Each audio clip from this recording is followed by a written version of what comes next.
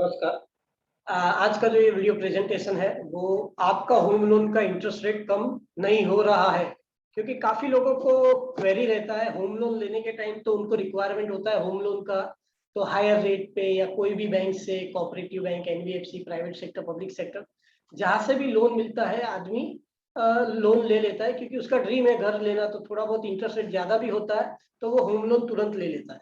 लेकिन एक बार home loan लेने के बाद उसको काफी बार एक क्वेरी आता है, ख्याल आता है कि यार मेरा होम लोन का रेट इतना क्यों है, मेरे फ्रेंड्स का या मेरे रिलेटिव्स का तो होम लोन का रेट ऑफ इंटरेस्ट काफी कम है, तो मेरा रेट ऑफ इंटरेस्ट क्यों ज्यादा है।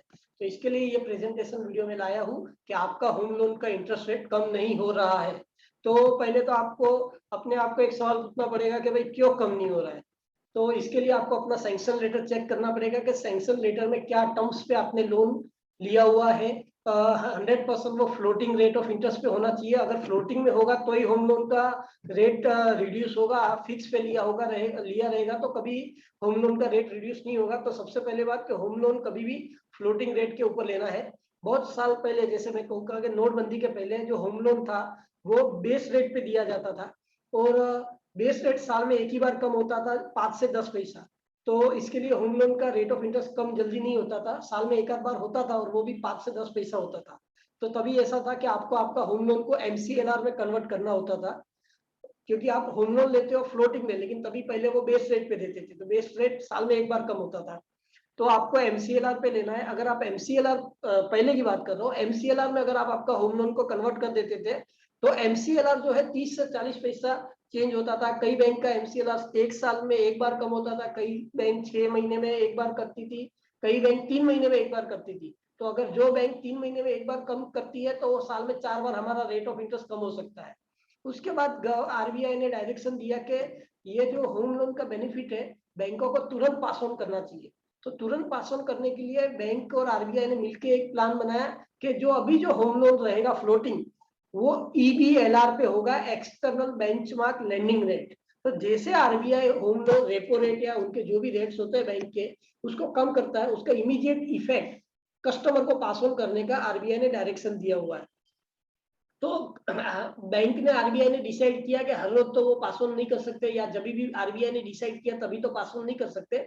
तो साल में 4 बार, मतलब अप्रैल में जून है तो 1 अप्रैल को, जुलाई अगस्त सितंबर है तो 1 जुलाई, अक्टूबर नवंबर दिसंबर है तो 1 अक्टूबर, और जनवरी फरवरी मार्च है तो 1 जनवरी। ऐसे साल में 4 बार ईबीएलआर का इफेक्ट देंगे, एक्सटर्नल बेंचमार्क लेंडिंग रेट। तो जैसे आरबीआई, समझो कि नोटबंदी, अपना ये जो लॉकडाउन हुआ कोरोना का, उसके बाद आरबीआई ने 2 बार काफी सारे repo rate, reverse repo rate कम किए हैं बैंक के, जिसके वजह से होम लोन जो है लॉकडाउन के बाद और काफी सस्ता हुआ। तो जैसे आरबीआई अपना रेट रिड्यूस करेगा, वैसे ही बैंक जो है अपना होम लोन का रेट रिड्यूस करेगी। तो इसके लिए हमारा जो होम लोन है वो ईबीएलआर से लिंक होना चाहिए। मोस्ट ऑफ द बैंक अभी ईबीएलआर से लिंक कर देते हैं। तो भी मैं हर किसी को रिक्वेस्ट करूंगा कि होम लोन लेने के बाद बैंक में जाओ जहां से हमने लोन लिया है। हमने समझो कोई भी बैंक से लोन लिया है, लेकिन हर बैंक का अपना लोन प्रोसेसिंग यूनिट रहता है। वहां पे जाके रिस्पेक्टिव पर्सन से मिलो और आप डिस्कस कर सकते हो कि भाई मेरा होम लोन जो है ईबीएलआर में ही लिंक है ना, मेरा होम लोन का क्वार्टरली रेट रिड्यूस होगा कि नहीं। और आपके फ्रेंड्स और रिलेटिव से आप चेक भी करो कि भाई आपका और उनका होम लोन का जो रेट है वो सिमिलर है कि नहीं, क्योंकि सबका स्प्रेड होता है।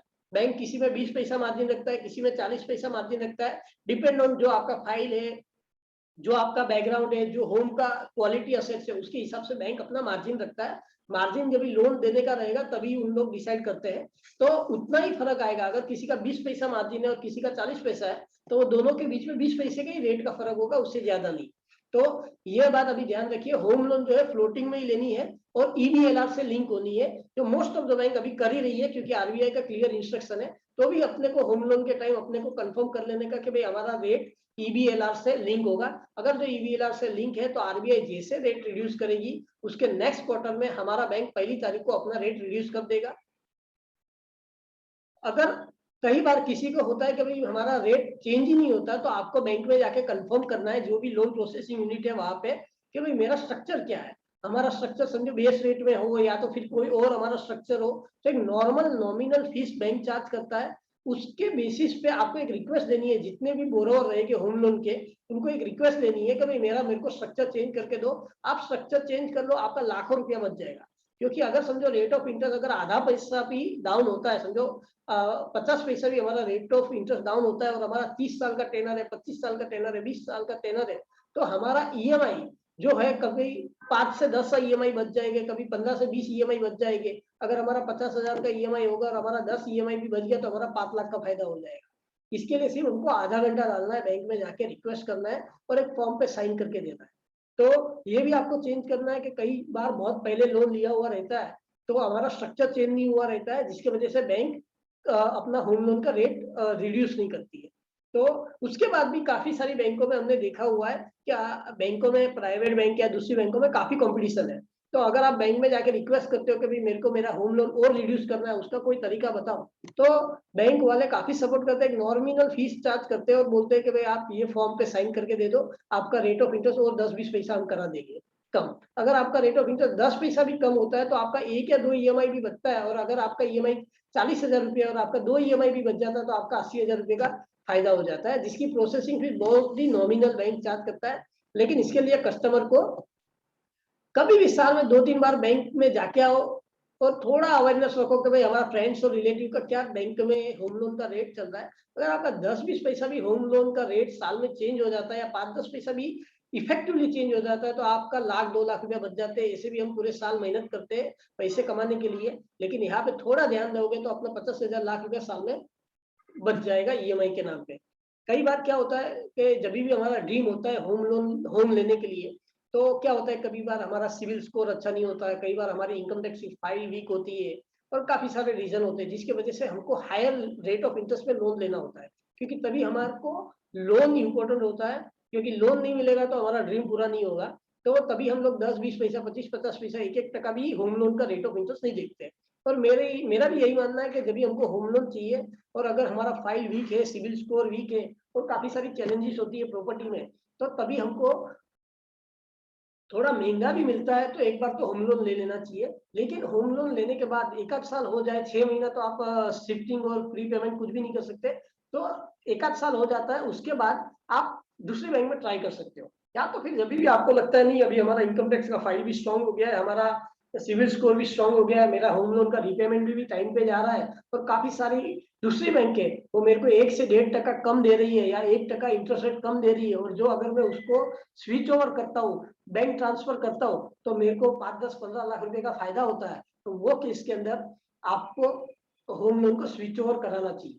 तो मतलब कभी स्विच ओवर कराना चाहिए जब भी अगर आपका होम लोन का जो रेट हो वो 1-1.5 टका ज्यादा हो या 1 टका ज्यादा हो, आपको लगता है कि जो मेहनत मेरा जाएगा, जो मेरा प्रोसेसिंग फीस जाएगा या स्टैम्प ड्यूटी जाएगा, उसके बदले में 5-10-15 लाख का फायदा कर रहा हूँ, तो डेफिनेटली आपको स्विच ओवर करना चाहिए। ये मैं उसके लिए बोल रहा हूँ जो हायर रेट पे लोन लेते हैं, क्योंकि काफी बार कोऑपरेटिव बैंक है, एनबीएफसी बैंक है, वहां से लोगों को लोन लेना पड़ता है और 1 से 1.5 टका ज्यादा रेट ऑफ इंटरेस्ट दे के लोन लेना पड़ता है। तो वो सब पार्टी को अगर अपना फाइल इनकम टैक्स का स्ट्रॉन्ग हो जाता है, सिविल स्कोर अच्छा हो जाता है, टाइम पे रिपेमेंट हो रहा है, तो डेफिनेटली दूसरी बैंक में ट्राई करना चाहिए अगर हमारा होम लोन में 5 से 15 लाख रुपया बनता है तो। और दूसरी बैंक तभी क्यों हाँ बोलेगी, तो आप किसी को क्वेश्चन आएगा कि पहले तो ये बैंक हमको हाँ बोलने को रेडी नहीं था और अभी ये बैंक को क्यों इंटरेस्ट होगा, तो वो दोनों में फर्क है। पहली बार आप गए तभी आपका फाइल वीक था, आप नए प्लेयर थे, नए बायर थे, बैंक को मालूम नहीं था कि आपका बिहेवियर कैसा होगा। लेकिन अगर 2-3 साल आपने अच्छा रीपेमेंट किया है, फाइल स्ट्रॉन्ग है, सिविल स्कोर अच्छा है, तो बैंक को मालूम है ये तो एक्सिस्टिंग बंदा है जो 3 साल से तो लोन का रिपेमेंट कर रहा है, तो अच्छा कस्टमर तो हर किसी को चाहिए, और आप तो परखे हुए कस्टमर है क्योंकि आपका 3 साल से होम लोन चल रहा है। तो उस तरह की बैंक को बैंक ट्रांसफर तुरंत से मिल जाता है, और तभी हमारा जो रेट ऑफ इंटरेस्ट हाई जाता है उसको हम लोग तुरंत 1 से 1.5 टका कम करवा देते हैं, कम करवा सकते हैं। और हम जो दूसरे कस्टमर होते हैं, जो दूसरे लोग होते हैं, वही रेट ऑफ इंटरेस्ट के लाइन में आ जाता है, जिससे हमारा काफी सारा फायदा होता है। तो ऐसा नहीं है कि हमने लोन ले लिया अभी मेरे को 30 साल भरना ही है, अगर सर्कमस्टेंसेस हमारे चेंज होते हैं और हमको बेटर टर्म्स मिलता है तो फायदा है स्विच ओवर करने में। लेकिन 5-10 पैसे के लिए, 15-20 पैसे के लिए होम लोन स्विच ओवर करना, वो फिर अपनी पर्सनल चॉइस होती है कि भाई उस पर मैं कुछ कमेंट भी नहीं करूंगा, वो अपना अपना खुद का नजरिया होता है। लेकिन मैं एक चीज मानता हूँ कि बहुत फायदा होता है कम पैसे में और कम मगजमारी में, तो डेफिनेटली दूसरे प्रपोजल पे देखना चाहिए, प्रोवाइडेड आपने बहुत महंगे रेट ऑफ इंटरेस्ट में लोन लिया है और आपका रेट कम नहीं हो रहा है और XYZ रीजन है उसके वजह से। तो और दूसरी चीज, एवरी क्वार्टर मैंने कहा कि अगर आरबीआई ने जो रेट चेंज किया तो एवरी क्वार्टर बैंक चेंज करेगा। जरूरी नहीं कि आरबीआई रेट हर बार चेंज करे, लेकिन अभी का सिनारियो ऐसा है कि अपना जो रेट ऑफ इंटरेस्ट है वो कम ही होते जाएगा। नोटबंदी जो हुआ उसके पहले 9.5% होम लोन था, आज जो होम लोन है 6.65 से 6.95% हो गया, तो करीब अपना 2.5% कम हो गया 2 या 2.5 साल के अंदर, 2 ढाई 3 साल के अंदर। तो हमारा जो रेट ऑफ इंटरेस्ट है वो कम ही होने वाला है। तो आपको आरबीआई का पॉलिसी का अवेयरनेस नहीं होगा या कुछ भी अवेयरनेस नहीं होगा, तो आपको बैंक में जाना है और सिर्फ होम लोन डिपार्टमेंट को पूछना है कि भाई मेरा रेट ऑफ इंटरेस्ट कम किया क्या सर, तो आपको वो 2 मिनट में आंसर दे देगा कि आपका रेट कम नहीं होगा या आपका रेट कम होने वाला रहेगा। तो ये एक फॉर्म पे साइन कर दो, नॉर्मल प्रोसेसिंग फीस भर दो और अपना लाखों रुपया बचा दो। तो ये एक अवेयरनेस होम लोन बायर को होना चाहिए। मैं काफी लोगों को देखता हूँ जो होम लोन ले लेते हैं उसके बाद रिलैक्स होते हैं, उसको मालूम ही नहीं पड़ता है कि क्या रेट ऑफ इंटरेस्ट पे उसका होम लोन चल रहा है। बस उसको मालूम है कि भाई ये ईएमआई है, भर डालो। उसमें आप अपने लाखों रुपया बर्बाद कर रहे हो। छोटी सी अवेयरनेस 5, 10, 15 मिनट, आधा घंटे का काम है। साल में 4 बार बैंक में जाइए और ये छोटी सी अवेयरनेस आपका साल का 1 लाख से 2 लाख रुपया बचा सकता है। तो so make sure if you still home loan interest rate is high, अगर बैंक ने कम नहीं किया या तो आपका होम लोन का इंटरेस्ट रेट अभी तक कम नहीं हुआ, और क्यों कम नहीं हुआ तो उसके लिए थोड़ी सी स्मार्टनेस आप रखिए और आपका लाखों रुपया बच सकता है। तो thank you very much. CA Vadesh Shah signing off. Thank you.